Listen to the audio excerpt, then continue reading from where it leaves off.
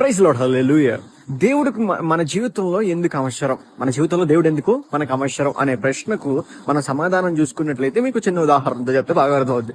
వాతావరణం ఎలా ఉంది కనబడుతుంది కదా, స్నో పడుతూ ఉంది, చాలా చల్లగా ఉంది. ఒక 5 నిమిషాలు కానీ నేను ఒకవేళ స్వెటర్ లేకుండా ఉంటే ఇదంతా రెడ్ అయిపోతుంది. కొంచెంసేపు చూస్తే నా ఫింగర్స్ కూడా రెడ్ అయిపోతుంది అనమాట. అంత ఎందుకంటే చల్లదనం భరించలేము మనం.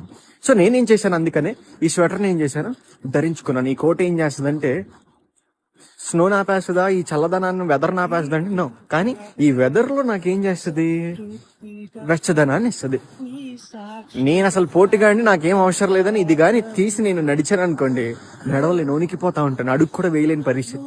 ఈ రోజు మన జీవితంలో కూడా దేవుడు అందుకనే అవసరం అండి. ఏదైతే నీ యొక్క పరిస్థితుల్లో, నీ యొక్క స్థితిలో, నడవలేని స్థితిలో, ఆ యొక్క నీ జీవితంలో క్రియేట్ అయ్యే సిచ్యువేషన్స్ ఏదైతే ఉన్నాయో, ఆ సర్కమ్స్టాన్సెస్ ఏదైతే ఉన్నాయో, లేదంటే ఆ పరిస్థితులు ఏదైతే ఉన్నాయో, ఈరోజు జ్ఞాపకం చేసుకోండి. దేవుణ్ణి ఎప్పుడైతే నువ్వు ధరించుకోగలుగుతావో, ఆ పరిస్థితులు అలాగే ఉన్నప్పటికీ కూడా నడిచే శక్తి, నడిచే ధైర్యము, నడిచే బలము దేవుడు నీకు అనుగ్రహిస్తాడనే విషయాన్ని జ్ఞాపకం చేసుకోండి. అందుకని మనకి దేవుడు అవసరం.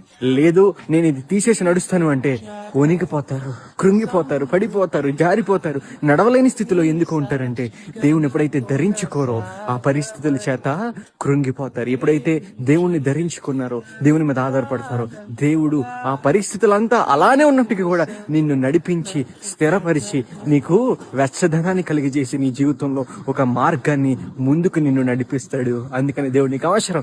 అందుకని దేవుడు నమ్మండి. ఆమేన్.